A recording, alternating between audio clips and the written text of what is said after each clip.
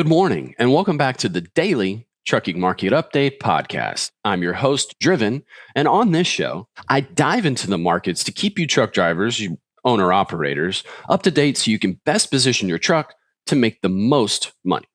Now, I'll be using the DAT load board, and I appreciate them sponsoring this video. And in return, they've provided you with the link down in the description box for 10% off for your first 12 months, so check it out.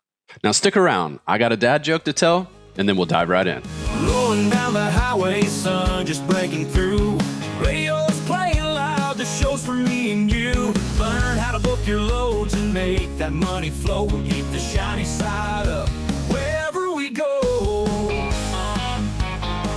Now, all that I ask for the little chuckle, or maybe not, is to hit that like button and maybe consider subscribing if you get some value from this, or maybe just a laugh. Good morning. Oh, love to see it. Love to see it. Love to see all you guys. Welcome back. Sorry about yesterday. No excuses, just apologies, right? This is a little bit late today as I was up late watching the presidential election and was up way later than I intended to be, but they didn't call Georgia till like after midnight. And then I was hoping that they would call Wisconsin earlier than what they did, but wound up not waiting for that. And then I was kind of waiting around for Trump to, come out and speak, but supposedly he didn't come out till like after 2 a.m. So anyway, yeah, was up late. So I do have a video that's coming out maybe today, but probably tomorrow, that is going to talk about how this presidential election will affect trucking. So if you're curious about my thoughts, tune in, hit the subscribe button, check that out.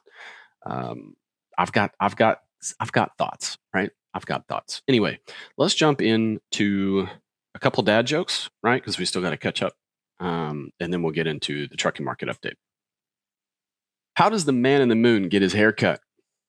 He clips it. And the second one, dogs can't operate MRI machines, but cats can. Ooh, those were a couple good ones today. All right. Let's move into the weather, see what's going on. And we got lots of weather to talk about. So Florida's getting some rain. Nothing heavy though. Looks like what's heavy is kind of hanging out, lingering over the ocean. But you guys are used to it down there.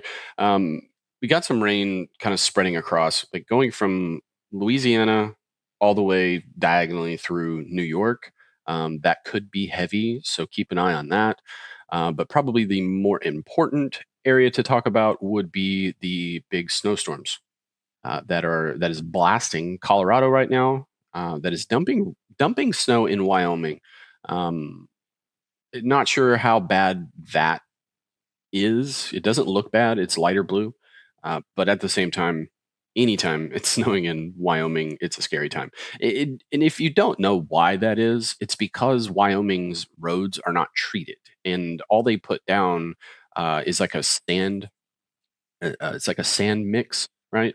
And so because it's so windy in Wyoming, like the majority of the sand mix gets blown off the road, and of course all the traffic and stuff, and it's just prime real estate, really, the roads to get icy.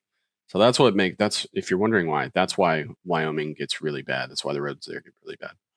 And then also that snowstorm extends up through Montana and is as well over in the Dakotas on the western side, at least as of right now, right? But let's look to see what's going on. Oh, also it's windy in Southern California, so be careful over there, especially if you're light. Very, very careful. As we moved later today, it looks like the northern portion of that snowstorm kind of dissipates. It looks like it's just going to kind of hang out in Colorado, unfortunately, and spread. No, I just didn't cover it. It's also snowing in the northern parts of New Mexico, as well as a little bit of Arizona. That's 40 can get bad too, so keep an eye on that as well. But let's hear. Yeah, it just looks like it kind of hangs out and moves southbound. And then tomorrow, tomorrow's the 7th. So it looks like that's just going to kind of go and leak over into Texas, Oklahoma, Kansas, Nebraska. It doesn't look like it's going to be snowy moving across, so that's good. Anyway, if you're in any portion of those of the country in those states, please be safe. Keep an eye on the weather. Protect yourself above anything. Protect your truck above anything, and then protect the load. Loads always last. All right, getting into the trucking market update, we're going to go into the national load counts. This gives us an overview of what's going on a statewide level. Um, this is not the end all be all, though. Hang around, I do dive into where this freight's located in what specific markets. A good example of this is California. It's got excess freight, but not all the markets in California are hot. So, why do I do this? I do this so that way you understand where you have negotiating power or where you just need to grab a load and go.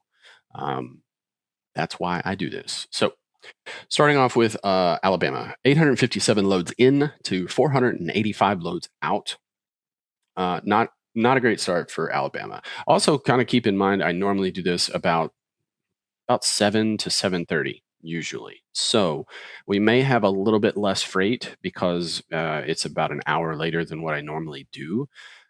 So that being said, I'm not going to dive too deep into exactly what these numbers mean, at least not today, because we need to compare apples to apples, right? If you're not comparing apples to apples, then you're going to have a hard time, right?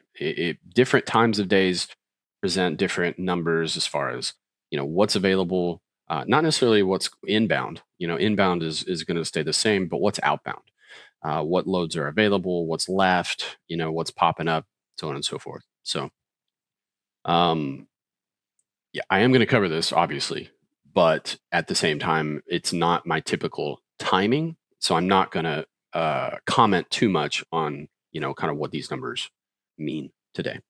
Arkansas, 421 loads in to with 568 loads out. So Arkansas is looking good. Arizona, 506 loads in, 625 loads out. Fascinating. That's a lot of freight for Arizona.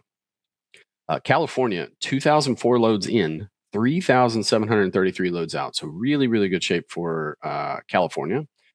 Colorado, 927 loads in. Wow. 486 loads out. That production number seems high, even for an hour off timing. Connecticut, 248 loads in, 114 loads out. DC's got a load. Oh, I was going to make a joke. I'll bite my tongue on that one. Delaware, 89 loads in to 31 loads out. Florida, 2,853 loads in to 590 loads out. Georgia, 2,394 loads in, 1,238 loads out.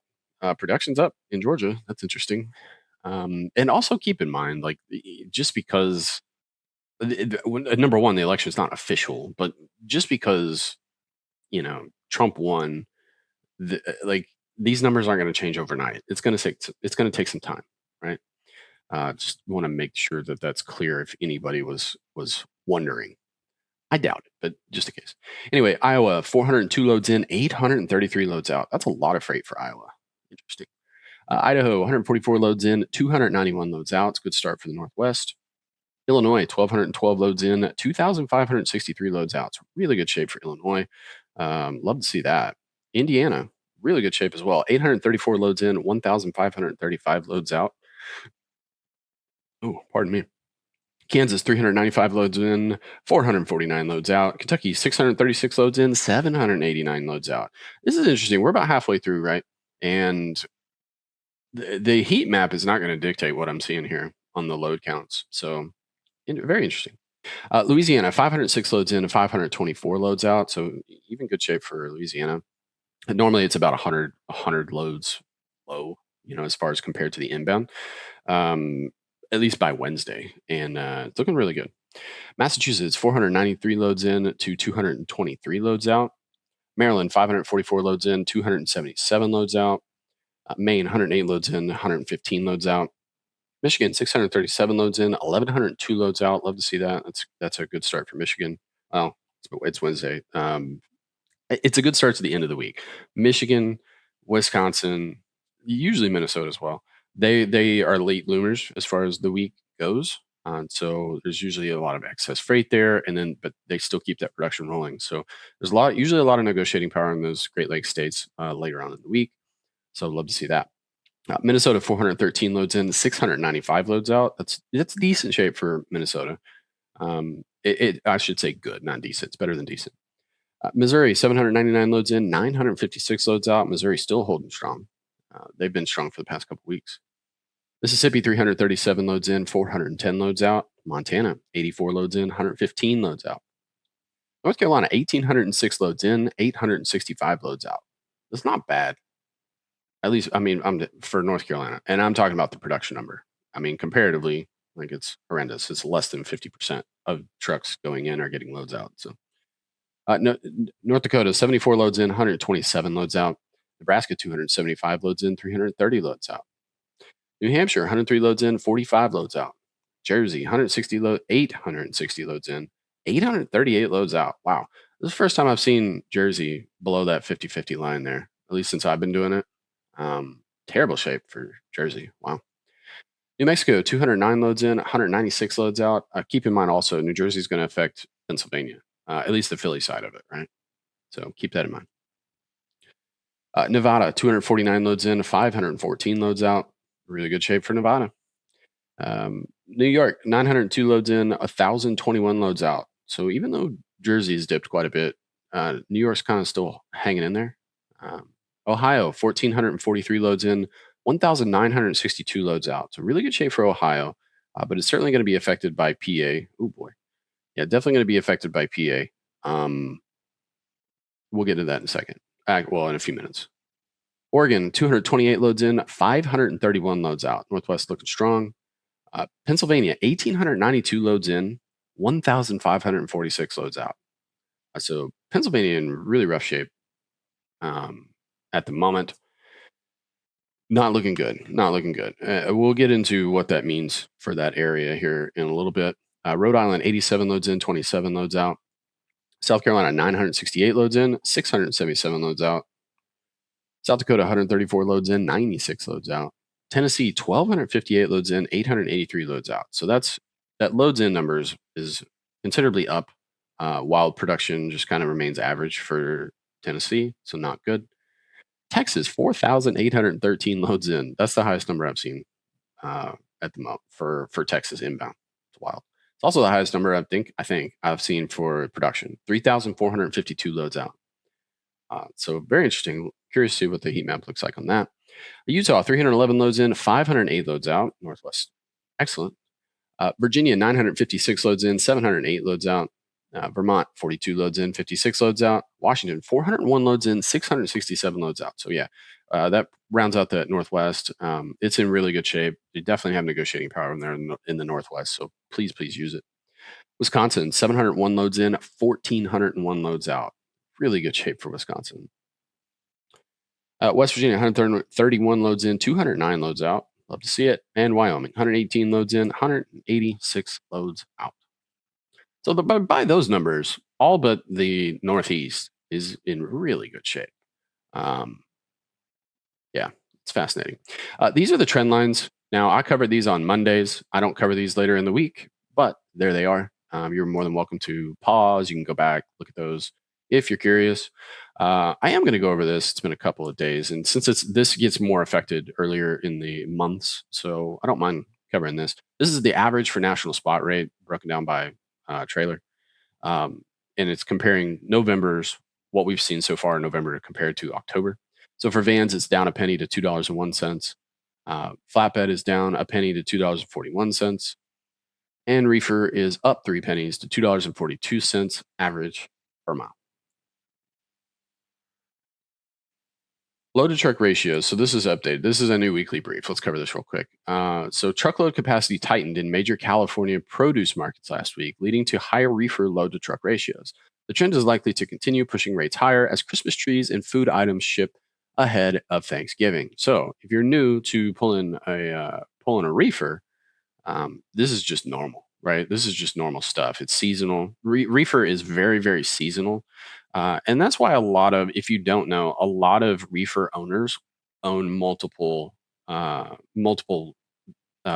trailers. normally it's a reefer and some kind of either flatbed or a step deck. That's just normal. If you're pulling reefer, then you're making more money and you're probably not okay with pulling a van. And that's why it's generally some type of skateboard, some type of flatbed. Um, so anyway, yeah, that's just normal stuff. And then the average price of fuel across the nation is $3.54 per gallon. But hey, fear not, because that's going to come down. That's going to come down. You're going to enjoy lower fuel prices over the next couple of years. So cheers to that. Cheers. All right. So if you're looking at this obviously looks a lot different than what my typical video looks like. I have to imagine that my initial thought was it's because it's the presidential, the election day or the day after, right? Um, but I think it's more to do with the timing, right? Um, I think that has more to do with it. So I'm not going to put too terribly much stock into like kind of what I see. However, there are a couple major points that I do want to cover. Those major points that I do want to cover are number one, the Northwest. Portland seems to be a little bit hotter than the Seattle market. So I'm going to give the nod to Portland. If you're headed to Seattle, make sure you check out that Portland market. Even if you're in Portland, though, check out the Seattle market. It's worth there. I can't tell you how many times I went to one and wound up bouncing to the other to grab a load and to make better money. And the only way you can do that is if you know your numbers and you got to do all the calculations and do all the things right. But anyway, that's my recommendation. The freight in California is going to be heavily weighted towards the southern portion. The San Francisco market is, it's above average, but that's such a confined area and it's so spread out that it's just not the greatest to go to for freight. If you're gonna go to California, go to the southern market. Like just if you can. If you can. Every time I went to the San Francisco area, usually it was San Jose, I made good money going in, but I didn't do great coming out. Like almost every time. I there were a couple times I pulled out, but I mean I pulled it's because I pulled like, oversized loads coming out of there. So, just or it was customer freight. Once it was customer freight, I pulled this weird looking machine and it was a royal pain to just strap down. Anyway, reminiscing. And then I want to cover taxes. I'm going to give the nod to Dallas today because Dallas generally has a little bit better, a little bit higher of a pay per mile rate than Houston does, and both of those markets are red. What I mean by both, I mean the Texas market or the Dallas market, which is almost to the border, not quite, and then the market just west of that. Not a ton of freight, really out there, but I think it's enough to kind of move the needle to say that Dallas is probably better than Houston to get freight. In the southeastern market, Atlanta is where the freight's at, in that sad area over there for freight land. Looking in the Midwest, I see a bunch of average, right? I see a bunch of average and a bunch of kind of just below average. Nothing great, right? The freight's going to be in Chicago. There's really not much else to say about that. The access, even it maybe even be spread out a little bit across Illinois, because normally outside of that Chicago market we see a lot of blue, but I see a lot of average. So the freight as usual in Indiana is in the southern half in the Indianapolis market. Looking at the Ohio market, so this is more well. Let me cover the Great Lakes area real quick. Michigan seems to be spread out, just kind of average across the board, both Detroit as well as the West Side. And normally the West Side has more freight than the Detroit market, and this is for vans. Keep in mind. So that's interesting to see. And then Wisconsin, you're gonna find the majority of the freight in Green Bay, and then the Minneapolis market shows to just be average. Looking at this northeastern market, this is the one I wanted to really cover. So Pennsylvania is in really rough shape at the moment. They're considerably below that 50-50 line, and so is Jersey. And we haven't seen that. We haven't seen that on the channel yet. So we have to bear that in mind that we're not. It's not that the freight is not there because that number is average for a Wednesday. What's going on is it seems like all the trucks are headed to PA, which I find fascinating. And so what does that mean?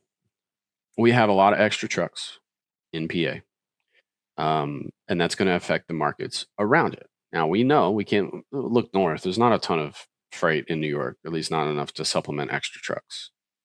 Um, Also, given the fact that Pittsburgh is showing to be average and not cooled off, what it likely tells me, and this is going to kind of be a little bit counterintuitive to what I normally say, because normally I would say that, with the Pittsburgh market kind of being cooled off, that it's going to affect Ohio more. I think it's going to be different in this particular case. And the reason that I say that is because you have that extra amount of freight, we'll call it, in the Pittsburgh market. You're going to see more trucks that are going to bounce from the Philly market over to the west side. And because you're going to have a little bit more overflow than what we normally see, especially since they're not going to be headed to Jersey, because Jersey's in really rough shape too. That's where a lot of the trucks usually go. You're just going to kind of see this flow eastward, westward. And I think Ohio is going to get eaten up more than normal, which is going to shove those trucks a little bit further west. So, long story short, unless you're in Wisconsin, maybe Chicago, or the Northwest, or Southern California, you really don't have negotiating power at the moment. Not today, unfortunately. Bad news, bad news. But hey, that's okay. We got some really good news yesterday. And for those of you that don't think that that's good news, which I doubt it's anybody, hardly. Number one, this late into the video, but number two, even just watching a trucking video. That was good news yesterday. What happened, or really, I guess, late this morning or early this morning. Very, very good news for what we had, and I'm going to go deeper into that in a video. Why that's good news. So be looking for that. I'm going to try to get it out today, but no promises. I don't think I have enough time. I have a lot going on. Today's my daughter's birthday. So it likely will need to go out tomorrow, which is fine because it may be official by tomorrow, may not. But yeah, so that's kind of where I'm at. Anyway, hope you enjoyed the video. Please don't forget to give it a like. I appreciate you guys. The ones that are sticking around to now, thank you so much. Y'all be safe out there. But as always, stay driven. I'll see you tomorrow.